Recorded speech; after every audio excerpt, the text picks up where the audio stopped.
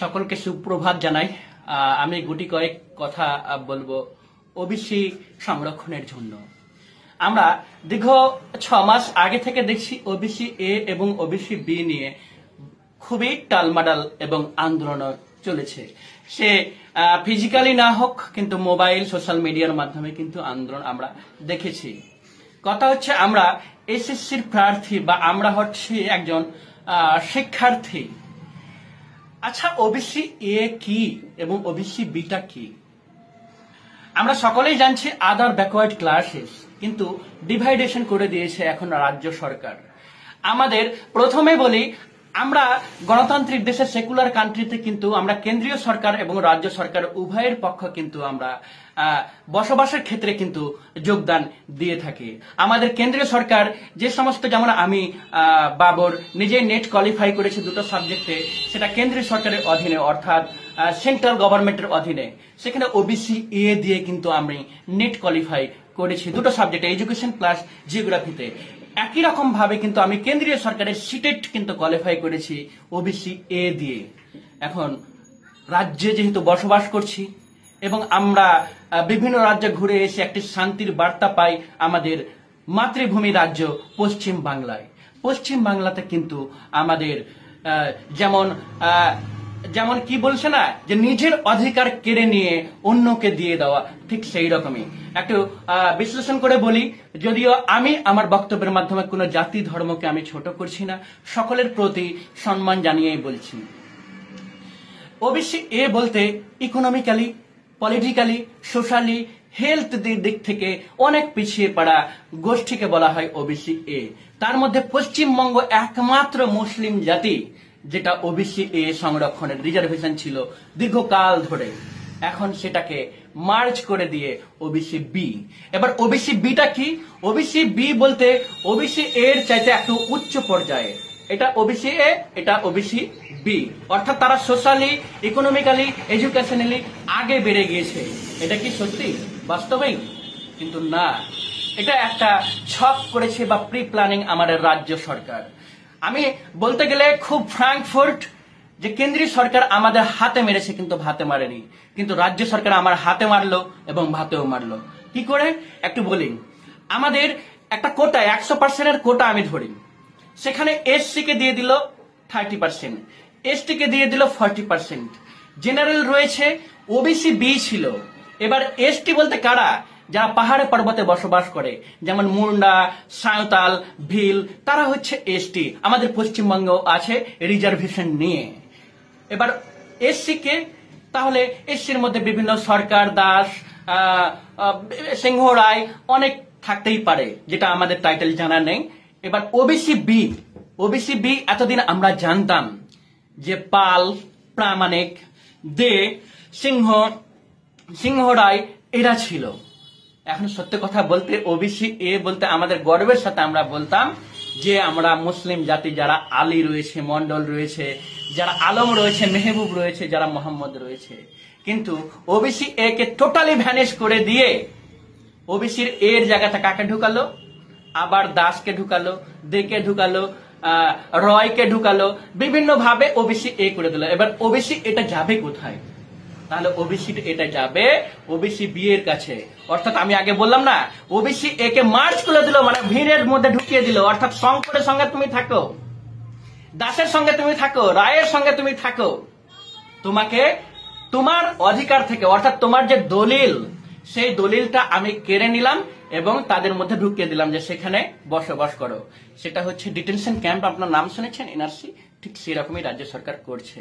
এটা কিন্তু আমরা সকলেই জানছি, যারা শিক্ষার্থী রয়েছি, যারা হায়ার এডুকেটেড রয়েছি, যারা প্রফেসর, যারা হেডমাস্টার, যারা মাস্টার, সকলেই কিন্তু জানছি, কিন্তু কেউ মুখ খুলছে না। নিরাশ। উদাহরণ দিয়ে বলি একটু তাহলে। 2016 সালে কিন্তু এইরকম কোনো কিছু ছিল না। ওবিসি বি ছিল, ওবিসি এ ছিল, এসসি ছিল, এসটি ছিল। এখন ওবিসি এ কে ওবিসি বি এ ঢুকিয়ে দিল। আমার একটাই প্রশ্ন থাকছে দাদা, যারা শিক্ষক, যারা চাকরি হারা, ওবিসি এ থেকে চাকরি পেয়েছিলেন, তুলনামূলক ভাবে বলি, আমি যদি এই 2025-এর যেটা এসএলএসটি হলো, সেটা হচ্ছে 35,000 সামথিং সিট রয়েছে এবং আমাদের ওবিসি এ থেকে 99টা সিট ছিল এবং ওবিসি বি থেকে 66টা সিট। তাহলে 99 বেশি না 66 বেশি? নিশ্চয় 99 বেশি। এই 99টা সিট কিন্তু মুসলমান ওবিসি এ একচেটিয়া রাজত্ব করে এলো, সেটাকে ওবিসি বি এর মধ্যে ঢুকিয়ে দিল। তাহলে ওবিসি এটি যাবে কোথায়? আমার প্রশ্ন হচ্ছে ওবিসি এটি যাবে কোথায়? কারণ 2016তে অলরেডি ওবিসি বি এর সিংহ, পাল, রায় কিন্তু এক্সিস্ট করে আছে, তারা কিন্তু তাদের জায়গাতে আছে। তারাও তো বলবে যে আমরা আমাদের জায়গা ছাড়বো না, ওবিসি বি আমরা চাকরি করেছি, এখনো চাকরি আছি। তাহলে ওবিসি বি এটি বলছে যে আমি আমাদের জায়গা ছাড়বো না, ওবিসি এটি কোথায় পাঠাবো ভাই? আমার প্রশ্ন হচ্ছে ওবিসি এটি যাবে কোথায়? 99টা যাবে কোথায়? যদি আমি 99টা ঢুকিয়ে দিই ওবিসি বি এর, মাত্র তো 66টা নিয়ে আছে।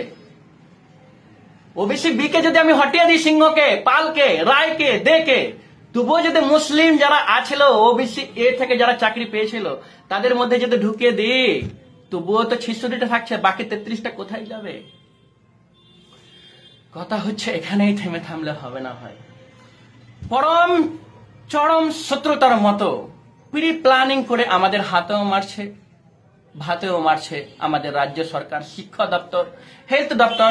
ঠিক শিক্ষা দপ্তরই নয়, আপনি যখন এমবিবিএস আপনার ছেলেকে কোয়ালিফাই করাবেন, ঠিক তেমনি ওবিসি ই এবং ওবিসি বি নিয়ে কিন্তু রিজার্ভেশন থাকবে, এসটি নিয়ে থাকবে, এসসি নিয়ে থাকবে। আপনি যখন ওবিসি বি, আপনি বাবর আলী যাবেন, মেহবুব যাবেন, তাদের সঙ্গে, দাসের সঙ্গে, রায়ের সঙ্গে, দেয়ের সঙ্গে।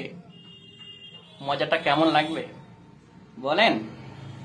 আমি নিজে চাক্ষুষ প্রমাণ, আমি SI, sub inspector of school qualify করেছিলাম, আমাকে সেই ঘাটতি দিতে হয়েছে।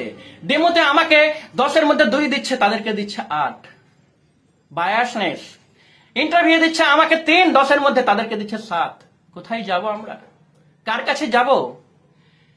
আরে ভাই, আমরা যা দেখছি এসছি তো তাদের মধ্যে থেকেই, আমাদের অপরজাত ভাইদের মধ্যে থেকে। আমি আগে বলেছি, ছোট বলছি না। এসছি তো আমরাকে ঢুকাবে না, এসটিও তো তাদের মধ্যে থেকেই, আমাদেরকে তো ঢুকাবে না।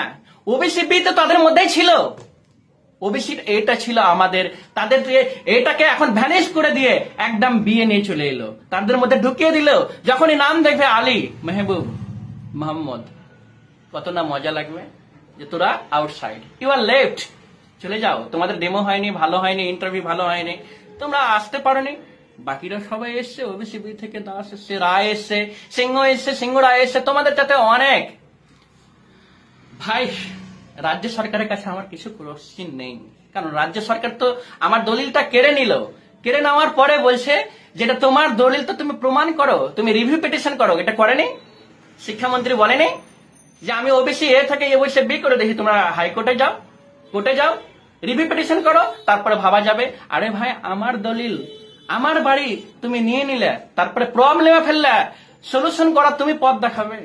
হ্যাঁ, আর যখন আন্দোলন করতে যাচ্ছে তখন বলছে দিল্লিতে গিয়ে আন্দোলন করো, এখানে নয়। ভবিষ্যৎটা দেখবেন বন্ধু, শুধু এইসব জ্ঞান খালি আমি যে রেখেছি সে বলে নয়। আমি জানি আপনি আমার সাথে বেটার জ্ঞান রেখেছেন, কিন্তু কখন মুখ খুলবেন, কবে খুলবেন? আমি তো সোশ্যাল মিডিয়ায় এসেছি, তবু তো একটা সাপোর্ট আছে, কেউ না কেউ তো থাকবে। কিন্তু আপনার সাপোর্টটা কে রে ভাই? কারণ আপনি তো বহুত জ্ঞানী, আপনি তো জ্ঞান রাখছেন, আপনি হাই স্কুলের মাস্টার, হেডমাস্টার রয়েছেন, কলেজের প্রফেসর। কখন আপনি বুঝবেন? আজকে চাকরি পেয়ে গেছেন আপনি, কিন্তু আগামী 30 বছরে আপনাকে হাতও মারবে, ভাতও মারবে, না শিক্ষা থেকে না সমাজ থেকে আপনাকে রাখবে। এমন দিন আসবে লাস্টে আপনি প্রফেসর হয়ে বলবেন যে পড়াশোনা করে তো চাকরি দিবে না সরকার, তো কি লাভ পড়াশোনা করে? তুই বাইরে গিয়ে লেবার খাট, এটা তো মেলায় ভালো হবে, আরাবিয়ান কান্ট্রি চলে যা, মেলায় ভালো থাকবে। এখন থেকে তোমাকে আন্দোলন, তোমার অধিকার তোমাকে ছিনে নিতে হবে, না হলে দেবে না। কারণ প্রবলেম আপনাকে তৈরি করাচ্ছে, ডিটেনশন ক্যাম্প থেকে আপনাকেই ভরছে, এবং থাকাকালীন আপনাকে বলছে যে কেস কর, যদি দলিলপত্র থাকে তাহলে আপনারা পাবেন। অনেক বেড়ে যাচ্ছে। আমার কথা একটাই যে দেখুন, সরকার আমাদেরকে এসসি তেও পাঠাচ্ছে না, এসটিও তো পাঠাচ্ছে না, ওবিসি বিএ যারা রয়েছে তারাও আপনাদের জাদু হয়, তাহলে আমাদের রিজার্ভেশনটা কই?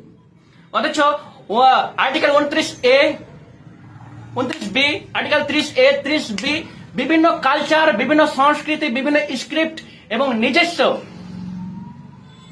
ল্যাঙ্গুয়েজের দ্বারা আমাদের ইনস্টিটিউশন প্রতিষ্ঠা করার কথা বলা হয়েছে কেন্দ্রীয় সরকারে এবং আমাদের কনস্টিটিউশনে, এবং স্টেট সরকার সেটাকে ফান্ড দিয়ে চালাবার কথা বলেছে।